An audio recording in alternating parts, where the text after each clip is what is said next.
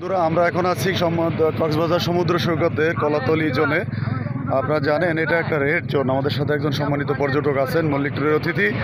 আমরা তার কাছে জানতে চাইবো যে এখানে এরপর জানেন যে এটা রেড জোন, কলাতলি বিচের এই অংশ।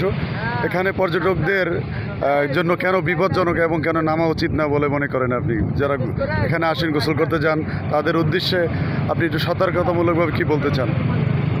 দেখছেন আপনাদের এই যে দেখছেন আমাদের মাঝে লাল ফ্ল্যাগ দিতে আছে। এই জায়গায় কর্তৃপক্ষ, যারা ঊর্ধ্বতন কর্তৃপক্ষ আছে এবং যারা দায়িত্বশীল আছে, তারা এই আপনার এর ভিতরে রেডজন এর ভিতরে গোসল সম্পূর্ণ আকারে নিষেধ দিছে এবং সাগরের ভিতরে যাওয়ার জন্য তারা বারে বারে নিষেধাজ্ঞা দিতেছে। তাদের তো আবার আপনাদের টুরিস্ট পুলিশ আছে, তারা দায়িত্বের সাথে এখানে কাজ করতেছে এবং এর ভিতরে রেড জোনের ভিতরে আপনার সাগরের ভিতরে নামার সম্পূর্ণ তারা নিষেধে আজ্ঞা দিচ্ছে।